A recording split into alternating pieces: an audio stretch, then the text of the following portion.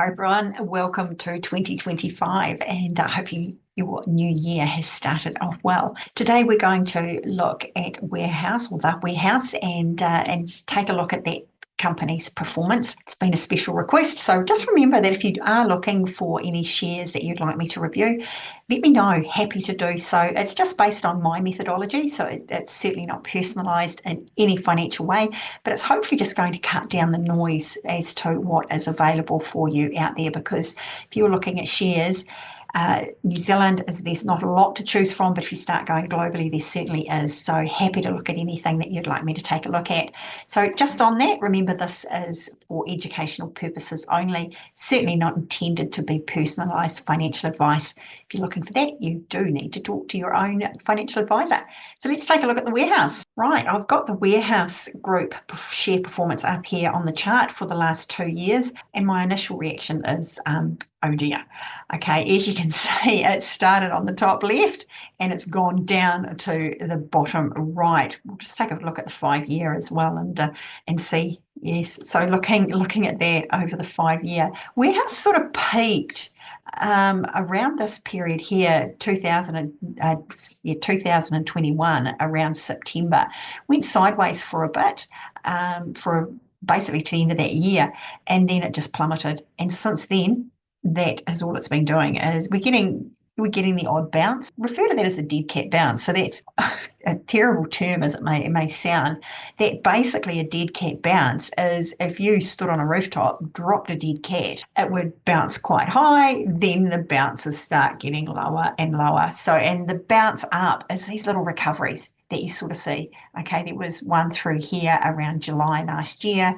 There's another one through this period here, which is March this year. Another one here through August, but now it's almost just getting to that ripple.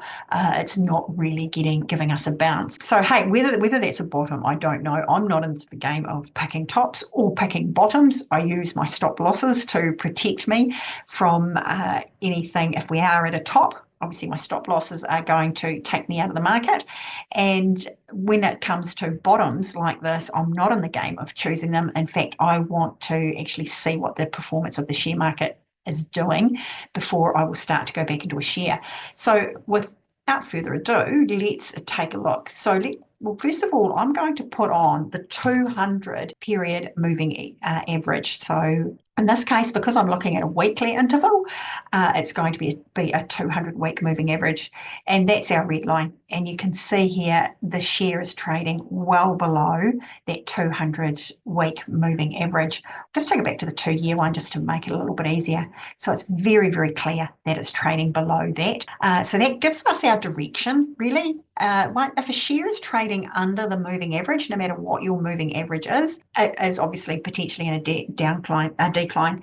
Yes, it is going to turn around at some stage, but the rules I use is that the share must be trading above whatever moving average I'm using. So the 200 week in this example just gives me the overall trend of the market, which in this example, like I've said, is down. Let's modify it and use my normal 30-week moving average, and we will also pop on the 15-week. Right, so you can see that the Warehouse is trading below both of these.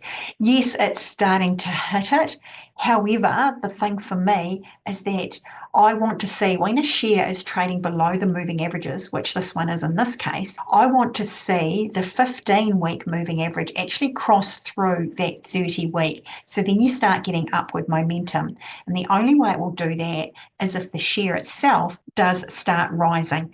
It does look like it could be entering into a bit of a flattening period. I don't know. I'm not going to guess what is going to happen one way or the other, but that could be the case. But I want to wait and see. Like I just said, I want to see that 15-week moving average cross through the 30, and in which case the share would be above it. If I go back to the 5-year, it may even give us some examples here.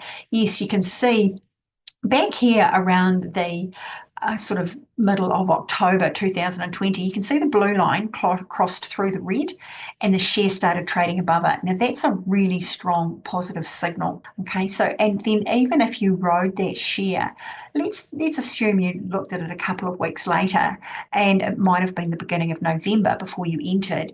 There was obviously a lot of upward momentum before that share started to tip.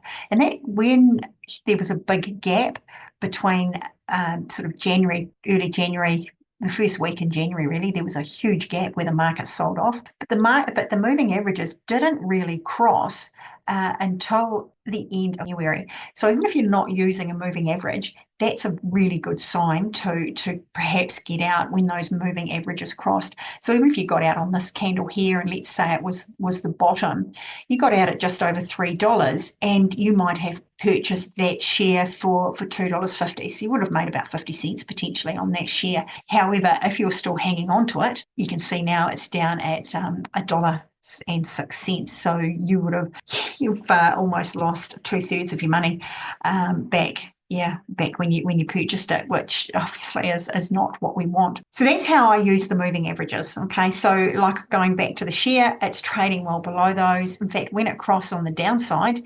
back at the end of January 2022, it hasn't really gone above, got really close on this period here in the middle of September 2022, but it never actually happened. Let's go back to the 2-year chart. Okay, so I'll take these moving averages off. Hopefully that has given you enough explanation as to how I use those. Now let's put a comparison. I want to look how Warehouse is performing compared to our main board, because obviously it does trade on our main board. And in relation to the main board, you can see that over this period, the main board has increased by about 15%. This is over a 2-year period. And you can see that Warehouse has decreased in value by about 59%. What I'm really looking at when I look at this chart here, is I actually want to see whatever share I'm analysing, I want to make sure it's trading above where the main board is trading. So again, that would be an absolute red flag for me. I wouldn't be launching into this share at all. Has paid a couple of dividends. It paid a dividend here back in April, 1st of April, Fool's Day. And then it obviously paid one November the year before, and it hasn't paid anything sort of prior or since in this 2-year period. I've spoken about that before. I do not invest into shares solely for their dividends, and Warehouse is a good example. You've lost 2/3 of your investing capital, and the dividends here, it was only a 5-cent dividend, so you're gaining any of that loss back by investing in the Warehouse just for dividends. I know people always say to me that they invest for the long term, which is great. It's a great outlook to have, but you've also got to protect your capital. I mean, when I first started trading, there was one particular company that I can think of that it ended up going down to zero. I didn't know anything about stop losses. I didn't know how to use them. Or even use them effectively. I had heard about them. I knew what they were, but I didn't know how to implement them or use them effectively. And I ended up writing this share down to zero. So you don't want to be doing that. Like they say, if you've got no capital, game's over. You can't play anymore. So that's what I tend to do. So hey, if you'd like some more education on the share trading, let me know. Happy to do some videos for you, or even able to do some one-on-one coaching if that's something that you would like. Again, reach out to me, let me know.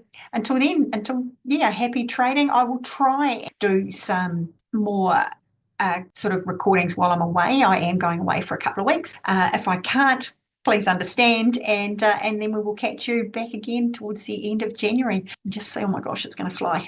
Okay, until then, take care.